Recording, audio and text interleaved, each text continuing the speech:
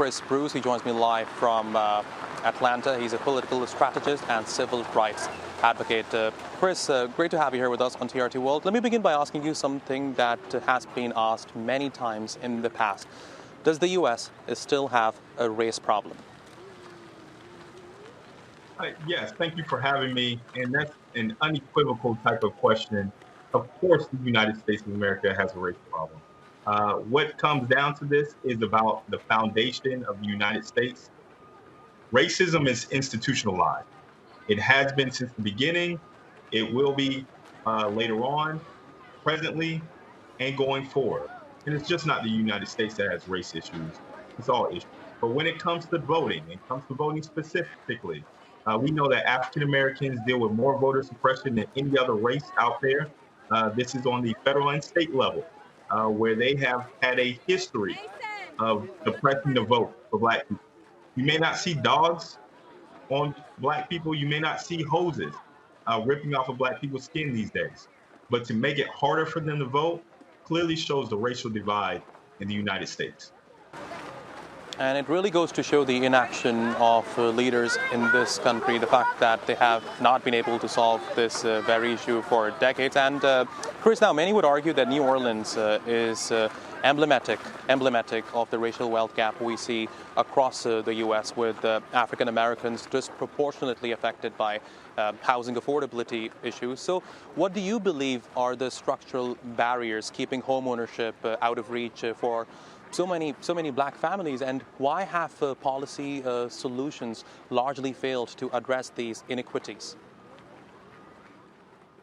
Well, New Orleans is a horrible place, but I have to say unequivocally again, the city of Atlanta has the biggest wealth divide in the United States of America.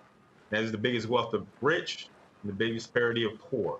And when it comes down to it, the reason of this is race. You are 19 times more likely to stay poor if you're born in the city of Atlanta than in any other place around. That's horrible. And when it comes to the housing crisis, let me be clear about this. It's not just Black people who are dealing with this housing crisis, it's everyone.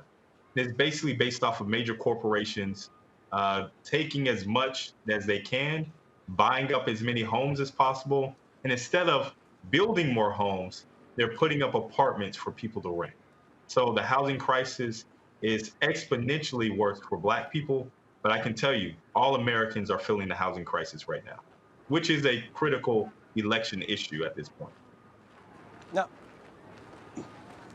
to that point, Chris, if I may, many would say that rising rents and stagnant wages have compounded this housing crisis across the United States, and some would argue that federal intervention is overdue, while others would say that, it is an overreach. So, in your view, what role should the next government play in addressing housing affordability here in the United States? Let me be clear about this. Housing is a right. There's no other way to look at it as far as the decency of the richest nations in the world, but you have a homeless rate that continues to rise. And it impacts us in serious ways of not just not having shelter and security, but it deals with us in education. We have more students now who are considered transient or unhoused, and now we're not getting the proper type of education because they're going school by school and do not know where to work and be fed. Parents trying to have stabilized working. When it comes to the campaigns, you have one candidate who said that they're going to do a $25,000 federal grant if you are a first-time home buyer and try to issue a $6,000 tax credit for children. And you have another candidate who really has not been outspoken on the issue of what they're going to do about housing. So again, this goes into government intervention needs to be done because the government works for the people. That is the theory that America has based our democracy off of, and the people demand housing. Housing needs to come into it, and government intervention needs to happen. Chris, now this question might be difficult to answer, but I'll ask it anyway. Whose vision do you think resonates better with the electorate of the country, Kamala Harris or Donald Trump, especially when it comes to resolving the housing crisis? Well, I'll be completely honest with you. I do not know former President Donald Trump's policy issues on housing. He had a chance when in 2016 when he was president to actually do something about this issue. This is where the issue arose after the 2008 housing crash happened. Uh, President Obama stabilized it. In 2016, it seemed to be getting worse.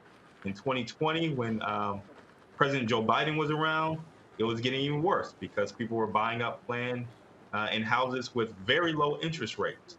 And now, with interest rates being as high as they are, it's almost impossible to buy a house. Uh, President Harris has put forth a plan for $25,000 for first-time home buyers. That helps. Does it solve the problem completely? No, it does not. There's a lot more government intervention that needs to be done.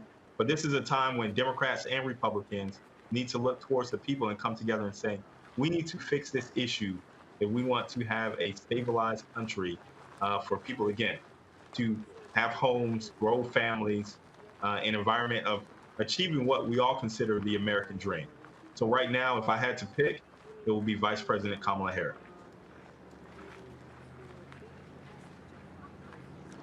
Chris Bruce, thanks very much for joining me today here on TRT World. I really appreciate your taking out the time.